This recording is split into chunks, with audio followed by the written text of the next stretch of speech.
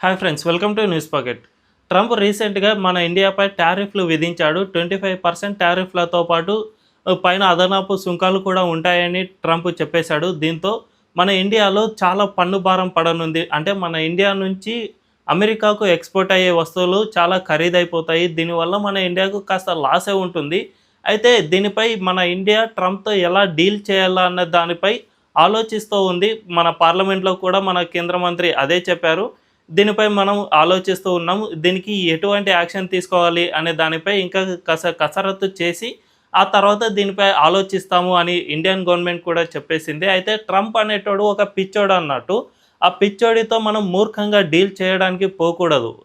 ఒక పిచ్చోడితో తెలివిగా వ్యవహరిస్తేనే అప్పుడు సాధ్యమవుతుంది. చైనాను మనం గతంలో చూసాం. ట్రంప్ టారిఫ్లు విధించగానే చైనా అందుకు డబుల్ టారిఫ్లు విధించడం, మళ్ళీ ట్రంప్ దానికి రెట్టింపు టారిఫ్లు విధించడం, ఈ విధంగా 500% వరకు టారిఫ్లు చేరుకున్నాయి. ఆ తర్వాత చైనా తనంతట తానే వెనక్కి తగ్గాల్సి వచ్చింది. సో ఈ విధంగా జరగకుండా, అంటే ఇలా జరిగే లోపే చాలా లక్షల కోట్ల లాస్ చైనాలో ఏర్పడింది. సో చైనాలాగా కాకుండా మన ఇండియా తెలివిగా వ్యవహరించాలని చూస్తుంది. అందుకే కాస్త టైం తీసుకుని ఆ తర్వాత దీనిపై ఆలోచించాలని అనుకుంటోంది. అయితే ఈ మధ్యలోనే రాహుల్ గాంధీ ఎంటర్ అయ్యాడు. ట్రంప్ మన ఇండియాను తిడుతూ డెడ్ ఎకానమీ అని ట్రంప్ వ్యాఖ్యానించాడు. అయితే రాహుల్ గాంధీ దాన్ని తీసుకుని నానా యాగి చేశారు. ట్రంప్ చెప్పింది నిజమే, మన ఇండియాలో ఆర్థిక వ్యవస్థ మొత్తం కుప్పకూలిపోయింది. మొత్తం అదానీ కోసమే మోదీ ట్రై చేస్తూ ఉన్నాడు. అంతే తప్ప మన ఇండియా అస్సలు బాగుపడడం లేదు. ఆర్థికంగా చాలా పతనమైపోయింది. అది మోదీకి తప్ప ప్రపంచంలో అందరికీ తెలుసు అని రాహుల్ గాంధీ వ్యాఖ్యానించాడు. అయితే మనం ఒక్కసారి లెక్కలు చూసుకుంటే మన ఇండియా ఇప్పుడు జపాన్ను అధిగమించి 4th లార్జెస్ట్ ఎకానమీగా ఉంటోంది. అంతేకాకుండా మరికొద్ది రోజుల్లో అంటే 2027 లోపు మన ఇండియా 3rd లార్జెస్ట్ ఎకానమీగా మారబోతోంది అని ఐఎంఎఫ్తో పాటు ప్రపంచ బ్యాంకు ఇటువంటి సంస్థలన్నీ గణాంకాల్లో చెబుతూ ఉన్నాయి. అదేవిధంగా మన ఇండియా చాలా గ్రోత్ చూపిస్తుంది. ప్రపంచంలో కోవిడ్ టైంలో కూడా ఏ దేశము చూపించనంత గ్రోత్ను మన ఇండియా కూడా చూపించింది. అంతేకాకుండా ఇక్కడ పెట్టుబడులకు ఒక ఇండియా లైట్ హౌస్ లాగా ఉండనుంది. ఎందుకంటే ప్రపంచంలో అన్ని దేశాలు రెసిషన్ ఈ బారిన పడినా కూడా ఇండియా దాన్ని పర్ఫెక్ట్గా అధిగమించి ఇండియా గ్రోత్ చూపిస్తోంది అని ఐఎంఎఫ్ కూడా కొనియాడింది. 2014 కంటే ముందు మన ఇండియా ఆర్థికంగా 10వ ప్లేస్లో ఉండగా ఇప్పుడు 4th ప్లేస్లో వచ్చింది. అంటే జస్ట్ 10 ఏళ్లలో 4th ప్లేస్కు ఎగబాకింది. ఇంకో 3 ఏళ్ళు ఆగితే 3rd ప్లేస్ అమెరికా, చైనా తర్వాత మన ఇండియానే ఉండనుంది. సో అంతగా మన ఇండియా పర్ఫామ్ చేస్తూ ఉన్నా కూడా రాహుల్ గాంధీ ఇవేమీ చూడకుండా తన రాజకీయ వ్యాఖ్యల కోసం ట్రంప్ను మాటలను బేస్ చేసుకుని మన ఇండియాను కించపరిచే ప్రయత్నం మరోసారి చేశారు.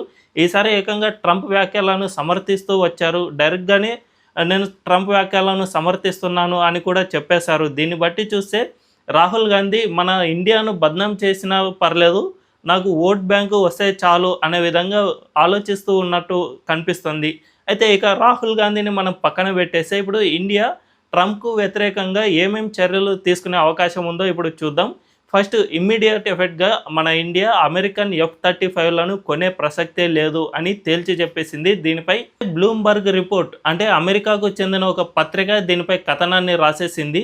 ఇండియా F-35లను కొనడం అనే ఆలోచనను పక్కన పెట్టేసినట్లే కనిపిస్తుంది. ట్రంప్ టారిఫ్లు విధించడం వల్ల ఇది ఇండియాకు లాస్ అవుతుంది కాబట్టి ఇండియా ఈ F-35లను కొనే ప్రసక్తే లేదు అని బ్లూంబర్గ్ తన కథనంలో రాసుకొచ్చింది. అదే నిజము కావచ్చు కూడా. ఎందుకంటే F-35 అనేవి చాలా ఎక్కువ కాస్ట్ ఉన్న యుద్ధ విమానాలు. వాటిని కొనడం, వాటిని మెయింటెనెన్స్ చేయడం అనేవి కూడా చాలా ఇబ్బంది.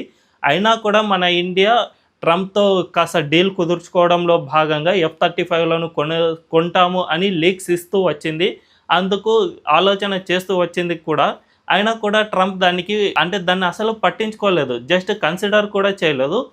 కేవలం రష్యాతో మనం ఆయిల్ కొంటున్నాం అన్న కారణంగా మాత్రమే ఈ టారిఫ్లు విధించాడే తప్ప దీనివల్ల అమెరికాకు ఎంత నష్టం చేకూరుతుంది అనే విషయాన్ని ఒక్క నిమిషం కూడా ఆలోచించినట్టు లేదు. అందుకే ఈ టారిఫ్లు విధించడం వల్ల F-35లను కొనే ప్రసక్తే లేదు అని ఇండియా లీక్ ఇచ్చేసింది ఇప్పటికే. ఇక భవిష్యత్తులో ఈ ఆలోచన చేసే అవకాశం కూడా చాలా వరకు తక్కువగా ఉంది. దీనివల్ల అమెరికాలో డిఫెన్స్ లాబీ అనేది ట్రంప్పై ఒత్తిడి తెచ్చే అవకాశం ఉంది. ఎందుకంటే ఆ దేశాన్ని నడిపించే లాబీల్లో డిఫెన్స్ లాబీ చాలా పెద్ద లాబీ. ఈ డిఫెన్స్ లాబీ వాళ్ళు ఏం చెబితే అదే ఆ దేశ నాయకులు వినే పరిస్థితి ఉంటుంది అక్కడ. సో ఇప్పుడు F-35లను మేము కొనడం లేదు అని ఇండియా చెప్పడం ద్వారా డిఫెన్స్ లాబీ ద్వారా ట్రంప్పై ఒత్తిడి తెచ్చే అవకాశం ఉంది. ఇక ట్రంప్ ఎంత పిచ్చోడంటే మన ఇండియాపై ఈ 25% టారిఫ్లు విధించడానికి చెప్పిన రీజన్ ఏమిటంటే మనం రష్యా నుంచి చమురు కొంటున్నాం. సో ఆ చమురు కొనుక్కోవద్దు అని నేను ఎన్నిసార్లు చెప్పినా ఇండియా వినలేదు. సో వాళ్ళ ఇష్టం, ఇక వాళ్ళు ఎంతైనా కొనుక్కొని దానికి అగెనిస్ట్గా నేను ఈ టారిఫ్లు వేస్తాను అని ట్రంప్ చెబుతూ ఉన్నాడు. అయితే జస్ట్ రష్యా నుంచి మనం ఆయిల్ కొనుక్కోవడం వల్ల ట్రంప్ టారిఫ్లు విధించాడంటే ట్రంప్ ఎంత పిచ్చోడో అర్థమవుతుంది. ఎందుకంటే రష్యా ఉక్రెయిన్ యుద్ధం జరుగుతుంది కదా, ఆ యుద్ధాన్ని ఆపి ట్రంప్ తానే గొప్పవాడిని అని ప్రపంచం ముందు నిలబడాలని భావిస్తూ ఉన్నాడు. ట్రంప్కు నోబెల్ ప్రైజ్ యావ చాలా ఎక్కువగా ఉంది.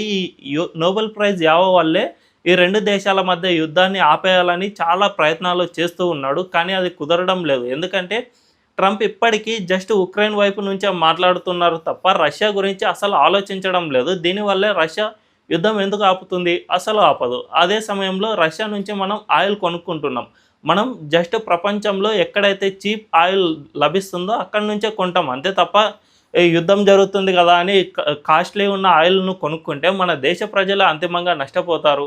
మన దేశంలోనే క్రూడ్ ఆయిల్ ధరలు పెరిగితే చాలా మనకు నష్టం జరుగుతుంది. అంతేకాకుండా ప్రపంచానికి రష్యా 10% ఆయిల్ను సప్లై చేస్తుంది. ఈ 10% ఆయిల్ కనుక ఇది ఎవరు కొనుక్కోకపోతే ప్రపంచంలో ఆయిల్ రేట్లు భారీగా పెరిగే అవకాశం ఉంది. బ్యారెల్ ముడి చమురు ధర ఇప్పుడు $120 ఉంటే రష్యా నుంచి ఎవరు ఆయిల్ కొనుక్కోకుంటే అది $200కు చేరుకుంటుంది. దీనివల్ల ప్రపంచంలో చాలా పెద్ద ఎత్తున ఆయిల్ రేట్లు పెరిగిపోతాయి. ఫలితంగా చిన్న చిన్న దేశాలు శ్రీలంక, పాకిస్తాన్, మాల్దీవ్స్ ఇటువంటి చిన్న చిన్న దేశాలన్నీ ఆర్థికంగా పతనమైపోయే దశకు చేరుకుంటాయి. రష్యా ఉక్రెయిన్ యుద్ధం స్టార్ట్ అయినప్పుడు ప్రపంచంలో ఆయిల్ రేట్లు భారీగా పెరిగినప్పుడే శ్రీలంక బాగా ఆర్థికంగా కుదేలైపోయింది. ఆ దేశం ఆర్థికంగా కుదేలు కావడానికి ఒక మెయిన్ రీజన్ పెట్రోల్ రేట్లు పెరగడం. సో ఈ విధంగా చిన్న చిన్న దేశాలన్నీ కొలాప్స్ అయిపోతాయి. సో వాటి గురించి అయినా ఆలోచించాలి కదా, అసలు ఆలోచించడం లేదు ట్రంప్. జస్ట్ తనకు ఉన్న నోబెల్ ప్రైజ్ యావతోనే ఈ విధంగా చేస్తూ ఉన్నాడు. సో ఇది ఎంత పిచ్చి పనో ట్రంప్కు త్వరలోనే అర్థమవుతుంది. ఎందుకంటే మన ఇండియా అనేది అతిపెద్ద మార్కెట్.